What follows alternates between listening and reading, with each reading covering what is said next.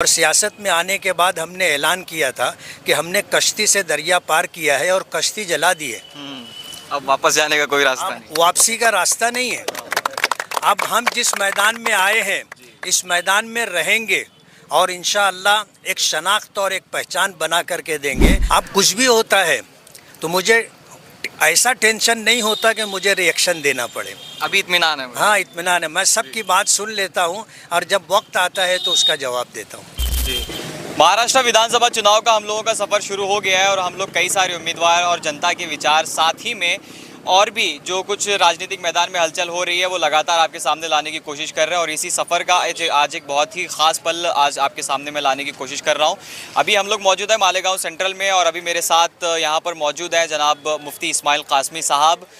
आइए इनसे बात करते हैं और जानने की कोशिश करते हैं कि मजलिस का क्या मंशा है और किस एजेंडे पर चुनाव होने जा रहे हैं और मालेगांव सेंट्रल को लेकर के मजलिस के या फिर मुफ्ती साहब के क्या कुछ ख्यालात हैं और क्या विज़न है, किस सेक्टर में काम करने की ज़रूरत है, ये सारी बातें होंगी। सर, सबसे पहले तो स्वागत है आपका और इसी सवाल के साथ शुरू करूँगा।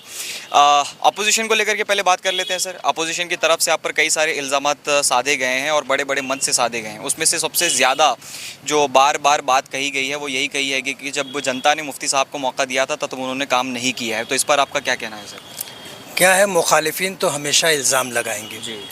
सच्ची बात पब्लिक आपको बताएगी।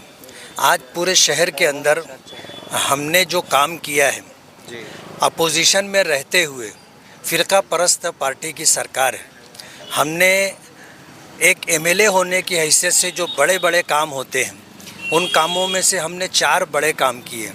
एक तो बाईपास के लिए 165 करोड़ रुपया हमने मंजूर करवाया है, जिसमें फ्लाईओवर, सर्विस रोड, अंडरपास रास्ते बनेंगे। 165 करोड़ रुपया मंजूर हुआ है। हमने पब्लिक की हित में एक 100 बेड का हॉस्पिटल मंजूर करवाया है। 75 करोड़ 99 लाख 51,259 रुपये उसका एस्टीमेट और बजट है।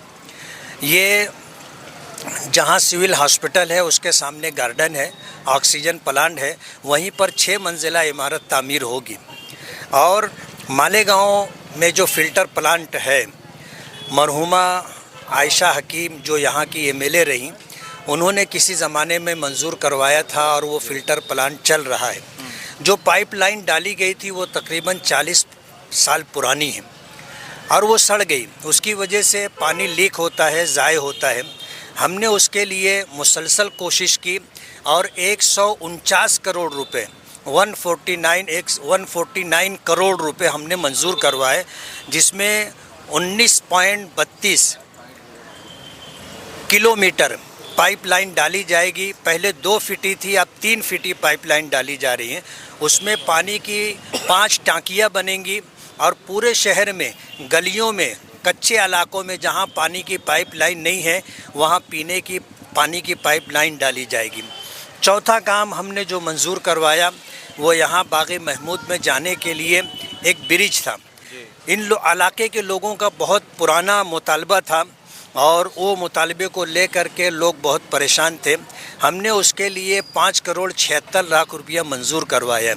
एक एमएलए होने की हैसियत से जो हमारा काम है वो हमने किया, लेकिन जो मुखालिफिन कारपोरेशन में बरसरे इक़्तिदार रहे, 7.5 साल तक एक ही घर का मेयर रहा, उन्होंने मालेगांव में जो बुनियादी सहूलियात हैं, रोड है, गटर है, रास्ते हैं, पीने के पानी के लिए पाइपलाइन है, पानी की टांकियां हैं, हेल्थ के लिए हॉस्पिटल है, ये सब उन्होंने किया नहीं। जबकि दुनिया जानती है कि ये कारपोरेशन की जिम्मेदारी, लेकिन जब उन्होंने नहीं किया तो हमने नियोजन समिति कहो, नगर उत्थान कहो और अर्बन डेवलपमेंट कहो, नगर विकास, वहाँ से हमने तकरीबन 100 करोड़ रुपया बजट ला करके मालेगांव में तकरीबन 45 करोड़ रुपये के काम हो गए हैं रोड गटर के, और तकरीबन 55 करोड़ रुपये के कामकाज जो हो रहे हैं या होना है वो अल्हम्दुलिल्लाह हमारे पास इतना है। तो हमने काम तो किया है। मुखालिफिन जिस दिन हमें मान लेंगे उस दिन हथियार डाल देंगे। आज उनको जो है अगर मैदान में रहना है तो मुखालफत तो करनी पड़ेगी और सियासत में मुखालफत की बुनियाद पर ही आदमी ज़िंदा रहता है। और अगर वो सामने वालों के कामकाज को मान लेवे तो जाहिर बात है फिर उसकी हैसियत ख़त्म हो जाएगी। इसलिए इल्ज़ामात तो लगते रहेंगे। आने वाले विधानसभा चुनाव में क्या एजेंडा रहेगा सर? किन मुद्दों को लेकर मजलिस अभी बात कर रही है? हमने तो बाहमी मशवरे से ये तय किया है कि तामीर और तरक्की और विकास तो हमारा बुनियादी मुद्दा है कि मालेगांव के लोगों को उनकी ज़रूरियात मुहैया होनी चाहिए, जिसमें बुनियादी सहूलियात के साथ तालीम है, रोज़गार है। ये दो बुनियादी चीज़ें हैं। और हमारे शहर के हालात के पेश नज़र हमारे जो मुखालिफिन हैं वो तमाम बुरे काम जो समाज को नुकसान पहुंचाते हैं वो काम वो खुद करते हैं या करने वालों की सरपरस्ती करते हैं। तो हमने तामीर और तरक्की के साथ अच्छाई और बुराई लोगों को ये समझाना चाहते हैं कि अगर हम इनको जिता करके देते हैं तो ये जो बुराई के काम कर रहे हैं इसको और आगे बढ़ाएंगे।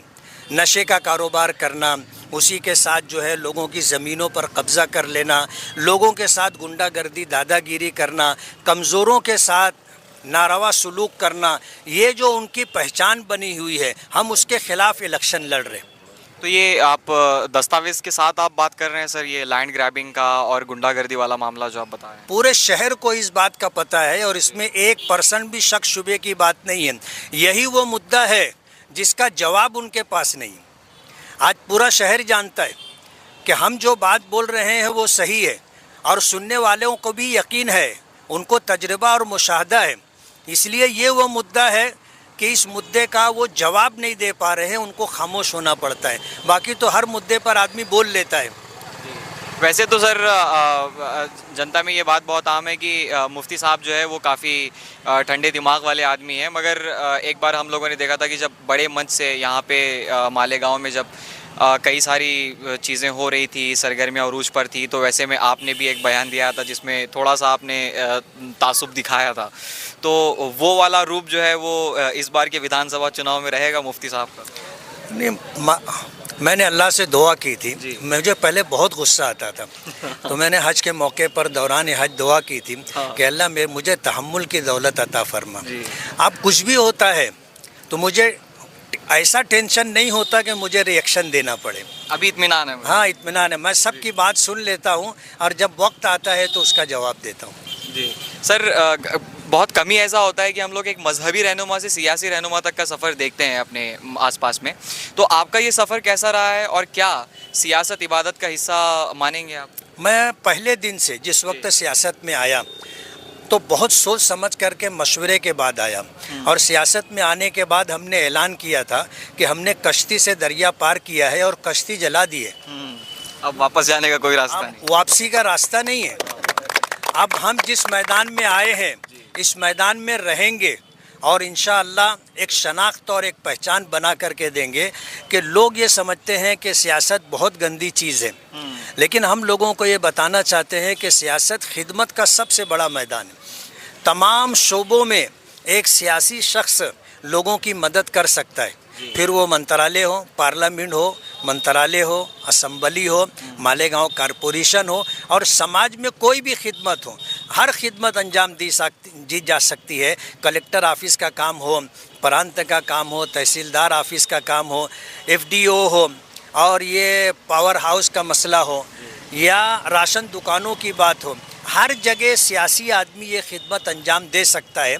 इसलिए हम कहते हैं कि अपनी इबादत तो अपनी इबादत है जो अल्लाह और बंदे का ताल्लुक़ है, लेकिन बंदों की खिदमत करने के लिए सबसे बड़ा मैदान सियासत है। यही पैगाम हम अपने समाज में लोगों को देते हैं। जी तो मुफ्ती साहब, आखिरी सवाल, मालेगांव से जो हैदराबाद की सड़क है वो विधानसभा चुनाव से पहले और विधानसभा चुनाव के बाद कितनी बिजी रहेगी और वहाँ के कायदीन को हम लोग यहाँ कितना देख सकते हैं या फिर उम्मीद कर सकते हैं देखने? इंशाअल्लाह आना जाना तो रहेगा।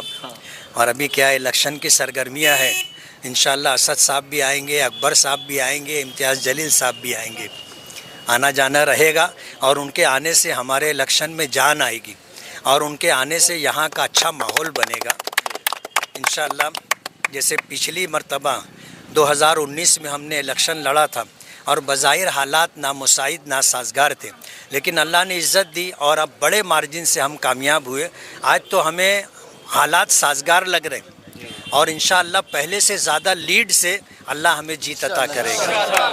तो ये थे जनाब इस्माइल कासमी साहब, इस मर्तबा कितनी हजार वोटों से जीतने की उम्मीद है या अपोजिशन कितने हजार वोटों से हार रही है? चलिए सामने से भी एक सवाल आ रहा है।